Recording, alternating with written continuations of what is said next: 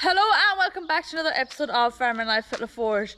So we are in silage season and this year we're doing all bales, we're not doing any pit silage. So unfortunately this year we won't be using the Hesston here behind me. Now a lot of you have been asking to see the Hesston in action. A lot of people have noticed in the backgrounds as we're filming other videos. So we have actually got some footage from one of the times when we were using it, filmed on the phone, so I don't know how the quality is going to turn out, but I will show you them videos now and then I will give you a few updates on what has been going on.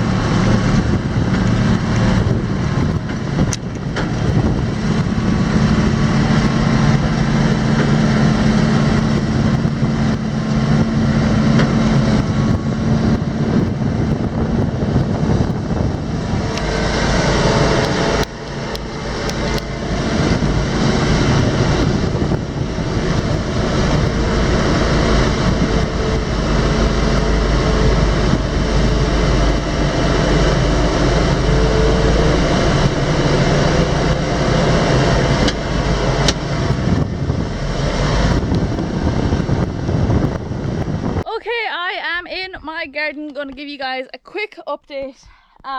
So I haven't been in this garden in, I'd say, over a week.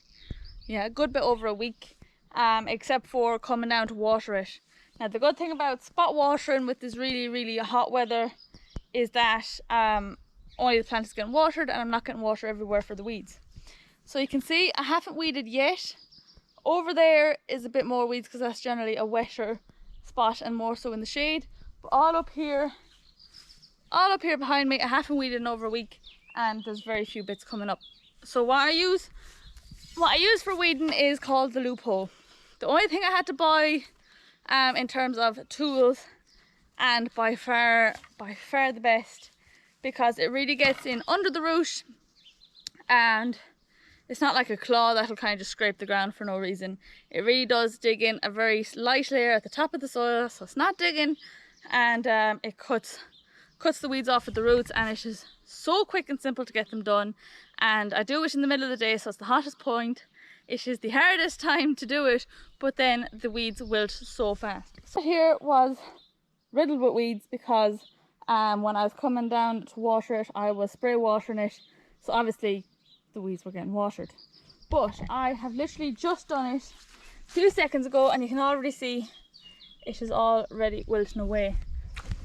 And the best thing about it again is that it does actually get into the roots of the plants, and then when they're sitting up there and they're not getting watered yet, because I'll be watering my plants this evening, that'll all be dead by that time.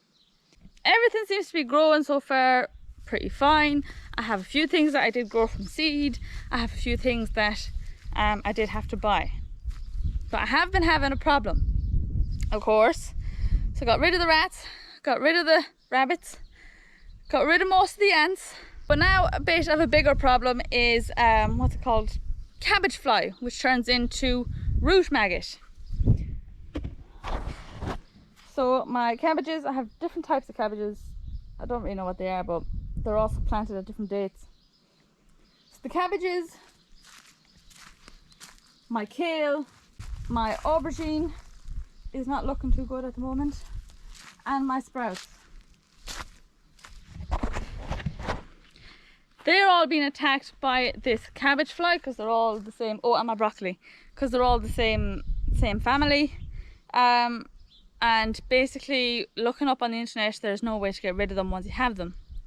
So the thing is, they're already here and they've already laid their eggs. Now you can get net to put over, but then that's just like the weeds. Everything costs money. To get net is nearly, I don't know, €15 a row, which then just, it's not pointless having a garden. You just buy it in the shop, it's cheaper by the time you add it all up.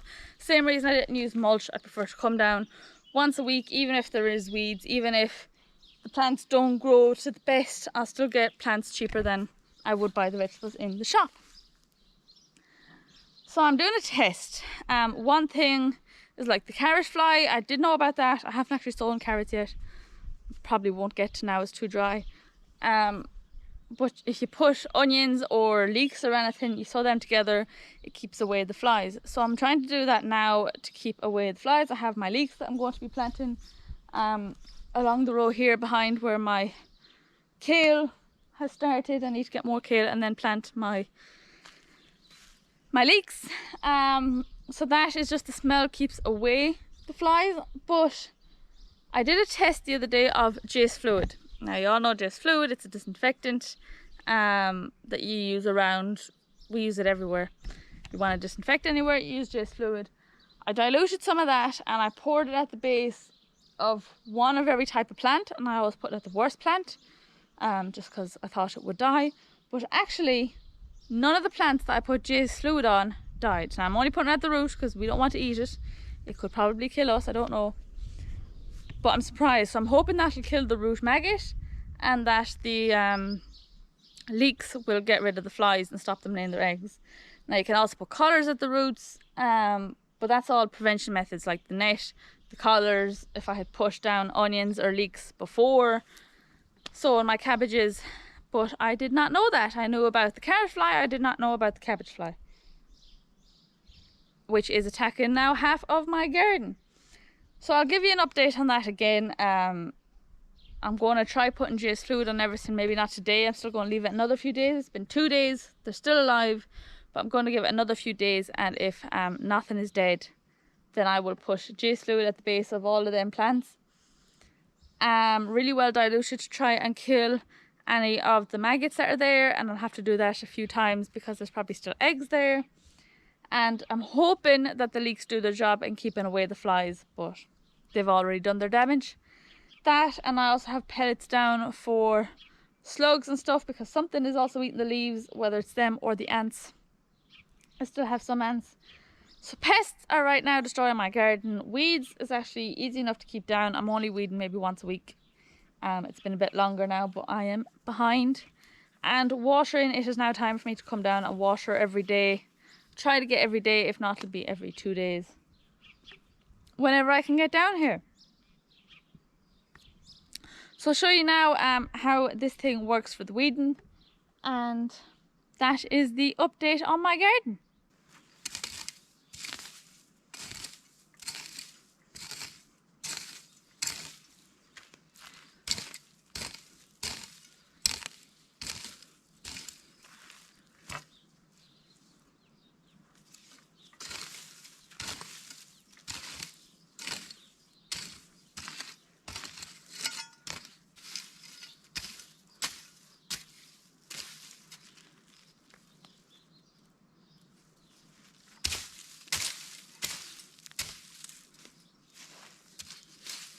So I'm just in the house now, out of the garden. So this is the house that is going to be up for rent. I have to go up and put together some more beds and wardrobes and finally finish off them rooms upstairs.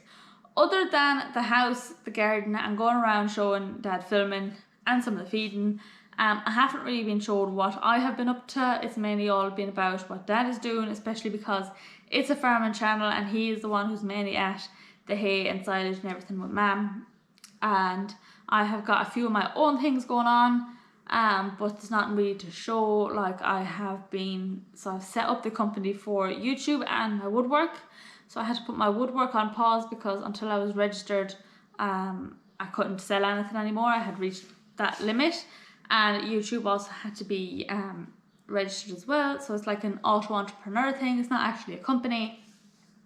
And I've also started doing like bringing Irish products to market over here. So you've seen Tipsy Bin for one for example. So I've started kind of doing that, kind of touching a lot of areas. YouTube has opened up a lot of doors for me, which I'm quite happy about. And also I have recently started working with an agent over here selling farms in France. So showing around Irish, English, or English speaking people in general. He's an agent, he has all the farms over here, so he knows all the French way of doing things, and he's well in with all the French crowd that are selling, and then I'm able to translate for any of his English speaking customers or anybody who contacts me through the channel. So that is what has been going on with me in the background. I haven't really been able to show anything, just to keep you up to date, but the YouTube channel will of course stay all about farming, and we will hopefully let you know when these houses are done too, and when I get back into my workshop I will show you that as well. So I have recently for the channel bought a drone. So in the last video I showed you guys me on top of the Defender going around filming, saying that this was our new drone, but it's not. We have actually bought a drone for the channel, only a cheap one because we're not sponsored or anything, so there's no point going too big and expensive, and I will probably break it within the first trial. So hopefully, I don't know if it will arrive for this video. I don't know if I'll get to get it up in the air at all. So yeah, we're looking forward to it, and hopefully we'll be able to film a bit nicer footage of the tractors and machinery and stuff going around the fields, the cattle in the fields, and whatever we can do with a drone, if I don't break it first. Okay, kind of different a bit today. It's just the last time, if you've seen when Laura and myself were making the signs for the front of the forge, it just came back to mind when I seen her working these Bosch tools. Believe it or not, these three, the grinder doesn't work anymore, but I just kept it. Them three Bosch tools are 40 years old. And how I got them was, it was my mother. Now when I was serving my time in aircourt, I started doing little bits of jobs in a small shed behind my parents' house, and I used to make car trailers and little bits of welding jobs and that, just to keep petrol and insurance in the car mainly.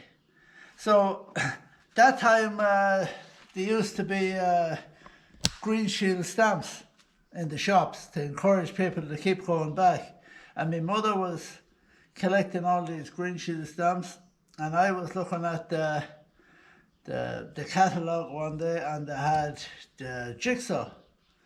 So then one day I came home and she had sent in the stamps and got the saw.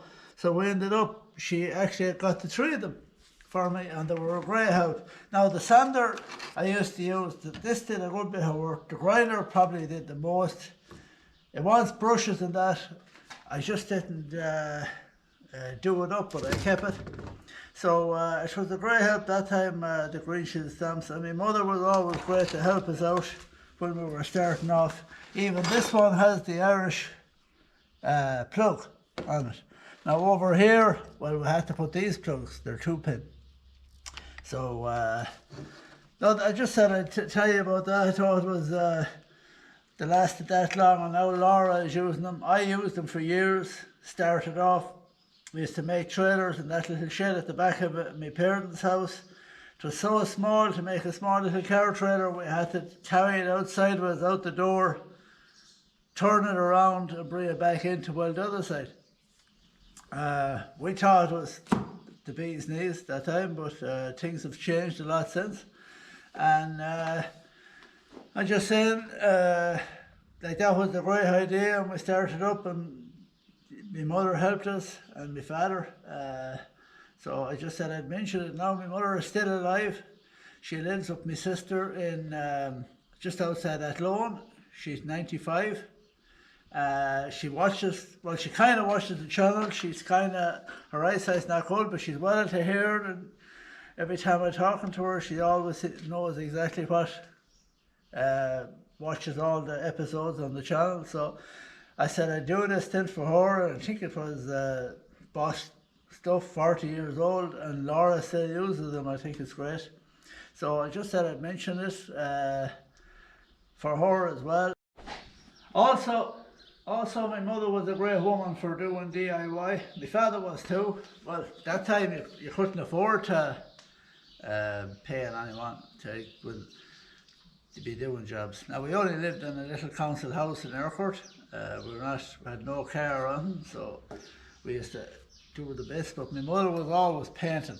She'd paint the house every year from one end to the other. The house would nearly stand on paint, but she'd paint light switches and everything. And my father would be up in the morning, you'd hear him praying out in the kitchen that he couldn't either turn on the light or he couldn't turn it off, because she'd paint the switch and the whole lot would be solid. And I remember another time she was always getting any different glue or different paint. She was always buying it. And one time she got Jiffy Tex, and she left it in the bathroom, and my father used to wear hair oil to comb up his hair going to mass, and he put Jiffy Tex on his hair, and he was like a Mohican when he came home. So we had to cut off all his hair that day. We thought it was funny, but and another day then she had stuff, I don't know why she used to leave it well, we had no bathroom, we only had a kind of a scullery back kitchen, and everything was in the one place.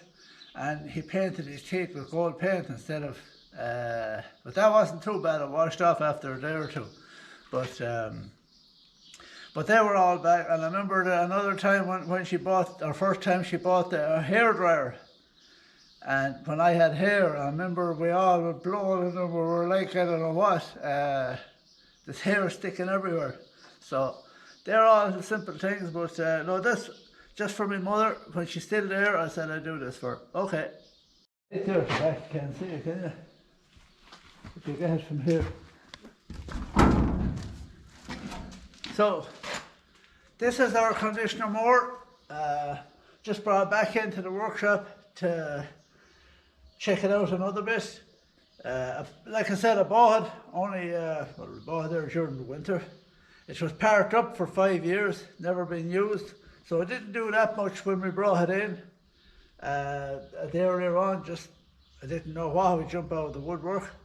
So has cut a good lot now and is working okay. So there's a few pieces I want to check, and I wanted to weld a few bits on the slides underneath. So people were asking why do we change them every 2 years. Well, we buy them if they're not too bad a shape, and usually we export them afterwards. The John Deere mowers, there would be more looking for them, all right. A lot of them go to South America and Poland. Yeah, a couple of places. There's actually the ones that go to South America, well, we don't send them there. It's a crowd in France to buy them off us. So you might have seen it on an earlier video. And they're not French, but they take them apart completely and put them into containers, because big conditioner mowers take up a lot of room. So we had to take them apart a certain amount to get them from here to their place, and then they just dismantle them completely, because they rebuild them completely over there. So that's what this one now as well. Like the wear over here and the price of a new mower, if I get 2 years of it, what I call it is free mowing. and they do the job well. We don't get that much problems. If I come on other ones, I'm always watching the internet and that, and if I see them, I buy them. And but like this one, I said before, it was a kind of dispute, I was told, in a family, and that's why it was left idle for so long. And you know, by working it, it's so tight, and didn't do a whole pile of work at all. But just was left out in the weather. It's kind of weather, it's all gone dull. That's the biggest problem over here is with the sun. It's not the rust, it's just the sun really fades the paint. So that's all. There was a few asking there why I sold the mowers every 2 years. That's the reason why. And I always looking out for mowers, and it's just another bit of a sideline, that's all. Okay. Is it recording? Yeah, I think so. So, Laura's all excited here. What's coming out of the box? Find big box. It's a good box. Oh, there's another box in a box. And there was another box before this. Here, you need a hand. Yeah, pull.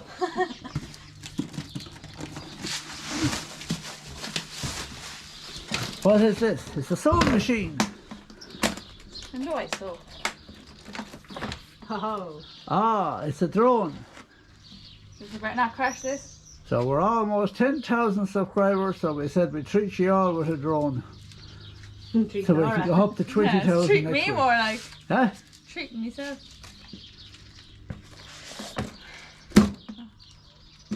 The only problem is now I hope I have all the rows and everything sewed straight in the field. It'll all stand out like a sore tongue. My phone fishing. Just about. Yeah. That's it. That's all. Let's get it together now.